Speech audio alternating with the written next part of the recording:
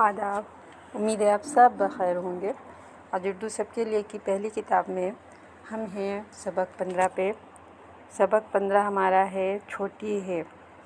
छोटी है जिसको हम गोल है भी कहते हैं, और इसका इस्तेमाल दो तरह से होता है। एक दो तरह की आवाज़ों के लिए होता है।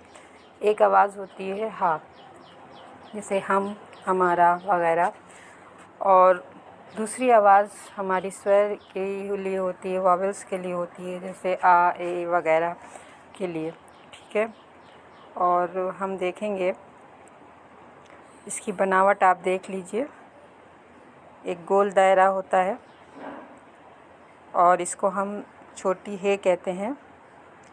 हिंदी में आवाज़ों में हा की आवाज़ हो या वॉवेल्स में आ और ए की आवाज़ हो, इस तरह हम इस्तेमाल करते हैं।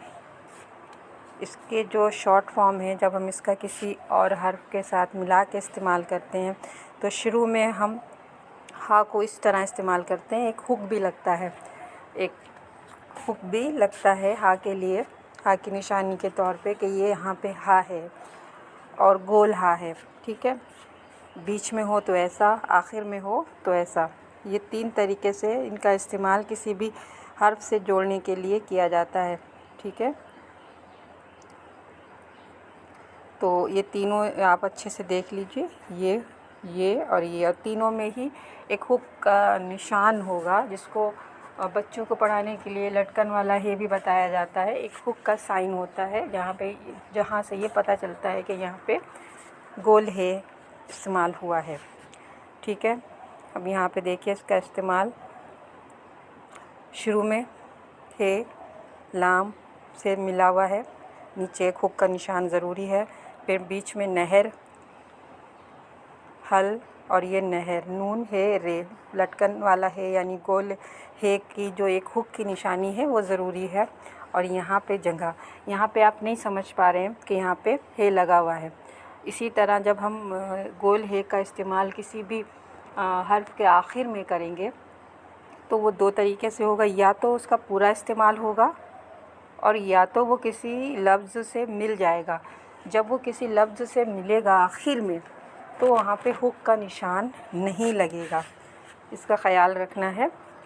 अच्छा, यहाँ पे इस बात को आपके यहाँ लिखा है, अभी गैप बुक में पढ़ लिए। शब्द के शुरू में शॉर्ट फॉर्म है का इस्तेमाल अलीफ, दाल या फिर रे ग्रुप हो, काफ ग्रुप हो या लाम के साथ किया जाता है। बाकी के साथ इस तरह किया जाएगा।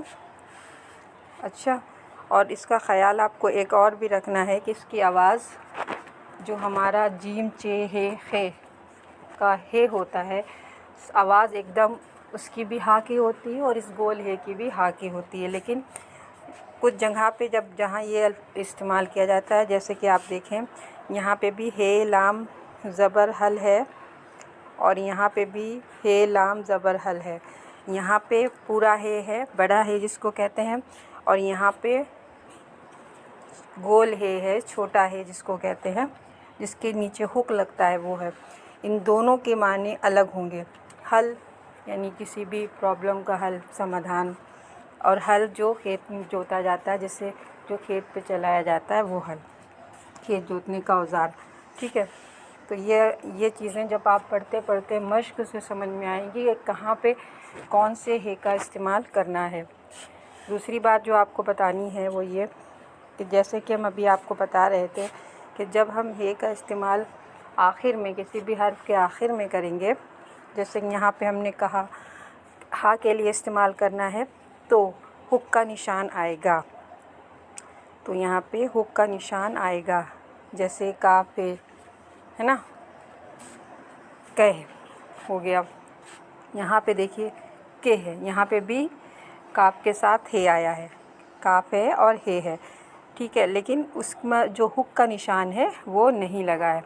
देख लिए क्या लिखा हुआ है, इसको पढ़ेंगे अच्छे से।